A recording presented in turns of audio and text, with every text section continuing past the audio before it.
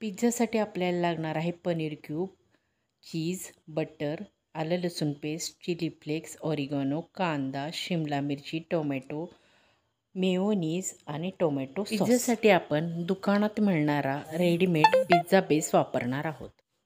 आता आपण कांदा, शिमला मिरची आणि टोमॅटो हे 2-2 भागात कट करून घेऊयात आणि या सर्व भाज्या अशा प्रकारे वेफरच्या खिसणीवर पातळ कट करून घेऊयात। या भाज्या अशाच कच्च्या न टाकता जर आपण थोड्याशा परतून घेतल्या तर पिझ्झा एकदम चविष्ट लागतो। त्यामुळे आपण कढईत थोडंसं तेल गरम करून घेतलं आहे आणि त्यात टाकूयात कांदा। तो जरासा परतला की आपण यात टाकूयात शिमला मिरची थोडीशी परतली की यात टाकूयात टोमॅटो। हे सर्व व्यवस्थित परतले की त्यात लसूण, ऑरिगॅनो, चिली फ्लेक्स, चवीपुरतं अगदी थोडंसं मीठ सर्व टाकून व्यवस्थित मिक्स करून घेऊयात।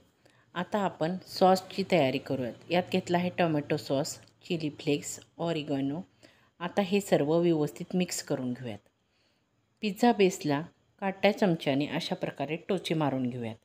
आता हे टोचे मारल्यानंतर त्या पिझ्झा बेसवर आपल्याला बटर लावायचे आहे। बटर व्यवस्थित पसरून घ्यावे। त्यानंतर त्यावर टाकूयात मेयोनीज पण सर्व बाजूने पसरून घ्यावे।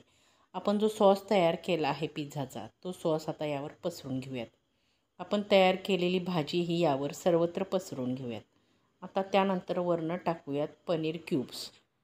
आता टाकून घेऊयात भरपूर चीज जास्त टाकल्यामुळं पिझ्झा एकदम टेस्टी लागतो। आता वरून थोडीशी चिली फ्लेक्स। मी इथे तवा गरम करून घेतला आहे। हा आपण कास्टिंग तवा वापरला आहे। आता लो फ्लेमवर हा आपण पिझ्झा बेस बेक करून घेऊयात। हा झाकून ठेवून लो फ्लेमवर 15 ते 20 मिनिट बेक करून घेऊ। चीज मेल्ट झाले आहे आणि पिझ्झा तयार आहे।